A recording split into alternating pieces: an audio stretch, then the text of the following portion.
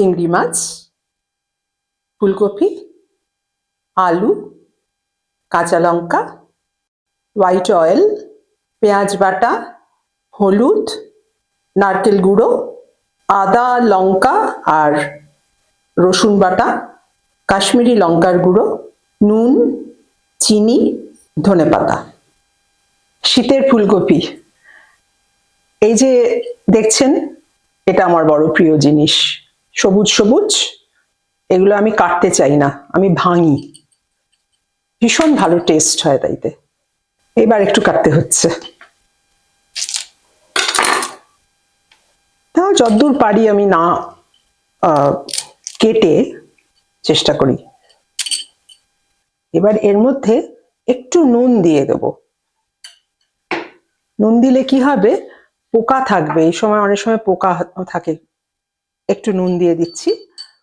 এবার একটু জল দিয়ে ধুয়ে নেব ভালো করে। আলুটাকে একটু আমি কেটে নিচ্ছি, ডুমু ডুমু করে কাটবো।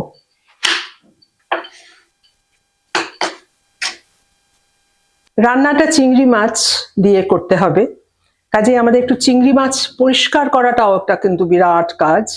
কেন চিংড়ি মাছ থেকে অনেক রকম ফুড পয়জনের অনেক রকম শুরু হয় ঝামেলা। তো এটা একটা খুব ইজি প্রসেস আমার। আমি কাঁচি দিয়ে কাটি চিংড়ি মাছের পিঠটা, এটাকে ডিভেইনিং বলে। এটা সবসময় যখনই চিংড়ি মাছ খাবেন খেয়াল করে নেবেন যেন এখানে একটা ভেইন থাকে চিংড়ি মাছের, সেই ভেইনটা যেন বেরিয়ে থাকে। এই দেখুন, দেখছেন তো কিরকম, এই দেখুন, এটা একটা পোটলা বেরোবে। চিংড়ি মাছ তো আসলে মাছ না, ওদের একটু অ্যালিমেন্টারি ক্যানাল, এটা একটা অ্যালিমেন্টারি ক্যানাল, এখানে একটু অন্যরকম এদের সিস্টেমটা, অ্যালিমেন্টারি সিস্টেমটা একটু অন্যরকম। এরপরে আবার আরেকটা জায়গা আছে, সেটা হচ্ছে মাথা। মাথাতে ওদের একটা, অ্যাকচুয়ালি ওদের পেটটা, স্টামাকটা হচ্ছে মাথায়। এই দেখুন, একটা ছোট চিংড়ি মাছ খেয়েছে এই চিংড়ি মাছটা, যার জন্য পেটের মধ্যে, এটা মাথায় ওদের পেটটা। আপনাদের এটা দেখানোর জন্য রেখেছিলাম, এগুলো আমি আগেই ক্লিন করে রেখেছি। একটু নুন দিয়ে দিচ্ছি চিংড়ি মাছে, একটু হলুদ দিচ্ছি চিংড়ি মাছে, আগে একটু নুন দিয়েছি, এখন একটু হলুদ দিয়ে দিলাম। এবার এটাকে মেখে নিচ্ছি, হলুদ দিয়ে মেখে নিলাম। এবার চিংড়ি মাছটাকে ভাজবো, তার আগে আমি ফুলকপিটা ভেজে নিচ্ছি। গ্যাস অন করলাম, তেল দিচ্ছি, ইতিমধ্যে আমি একটু ফুলকপিতে নুন মাখিয়ে নিচ্ছি। এবার এর মধ্যে আমি ফুলকপিগুলো ছেড়ে দিচ্ছি, একটু হালকা লাল করে ভাজবো, একটু ঢাকা দিয়ে দিয়ে ভাজলে ভালো হয়, তাড়াতাড়ি হবে তাইতে, আর ভাজাটাও ভালোভাবে হবে।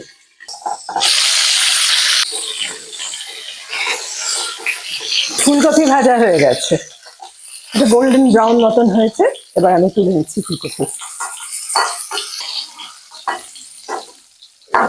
এবার চিংড়ি মাছটা ভাজার পালা। কড়াইতে আর একটু তেল দিয়ে দিলাম, এবার মাছগুলো আমি ছেড়ে দেবো।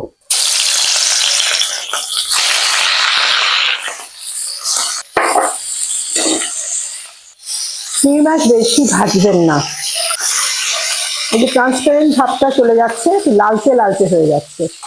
সাদা ভাবটা যখন কমে যায়, লালচে হয়ে যায় চিংড়ি মাছ ভাজা হয়ে গেলে, একটু পরেই আমি সরিয়ে দেবো। এবার আরেকটু তেল দিয়ে দিলাম, এবার আলু আর মশলাটা কষানোর পালা। তেল আমাদের গরম হয়ে গেছে, এবার আমি আলু ঢেলে দিলাম, একটু নুন মাখিয়ে রেখেছি আলুতে। এই একই সাথে আমি এর মধ্যে পেঁয়াজ বাটা দেবো, তার আগে আমি একটু হলুদ দিয়ে দিচ্ছি। হলুদটা এর মধ্যে তেলের মধ্যে দিলে বেশ রংটা ভালো আসে, তাই আমি আগে হলুদটা দিলাম, পেঁয়াজটা দিয়ে দিলাম। এর মধ্যেই আমি আদা, রসুন আর কাঁচা লঙ্কা একসাথে বেটে রেখেছি, সেটাও দিয়ে দেব।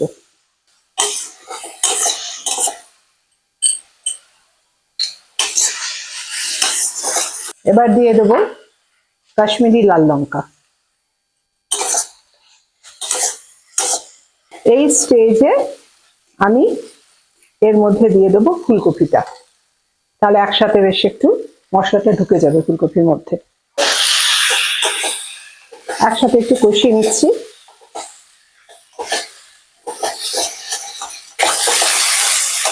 এই স্টেজে আমি জল দিয়ে দেবো। এবার জল দেবার পালা।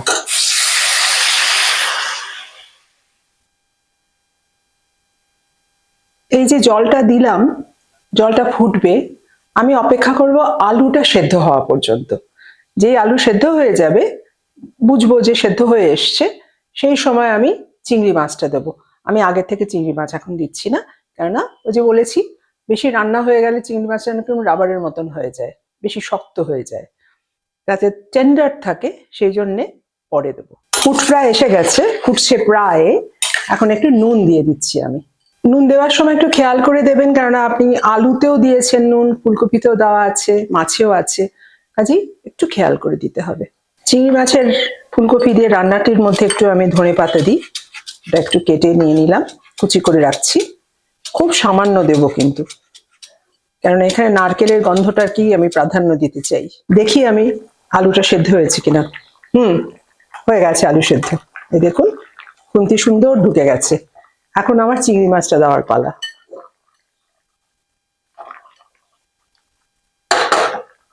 ভেজে রাখা চিংড়ি মাছ দিয়ে দিলাম ঝোলের মধ্যে। আর last but not the least, খুব ইম্পর্টেন্ট, কোকোনাট পাউডার। এটা আমাদেরকে এখন দিতে হবে।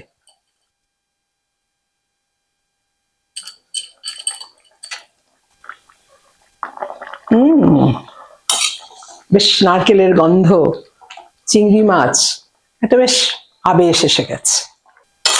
রান্না প্রায় শেষের পথে। এখন আমি এর মধ্যে একটু চিনি দেব, সামান্য, ওটা টেস্ট অনুযায়ী। আমি খুব মিষ্টি পছন্দ করি না, ব্যালেন্স আনার চেষ্টা করব। এই এতটুকু দিলাম। এবার দেব লঙ্কা চিড়ে দেওয়ার পালা। লঙ্কা দিয়েই আমি গ্যাস কিন্তু নিভিয়ে দেবো, লঙ্কার বেশ গন্ধ থাকবে। বন্ধ করে দিলাম। ধনেপাতা সেই যে কুচি করে রেখেছিলাম, এটা দিয়ে দিলাম। দেখুন লালচে হলুদ সোনালী রং, তার মধ্যে শীতের ধনেপাতা, দারুণ। রেডি হয়ে গেল ফুলকপি আলু দিয়ে নারকেল দিয়ে এক অসাধারণ ঝোল। খুব আনন্দে খাওয়া যাবে।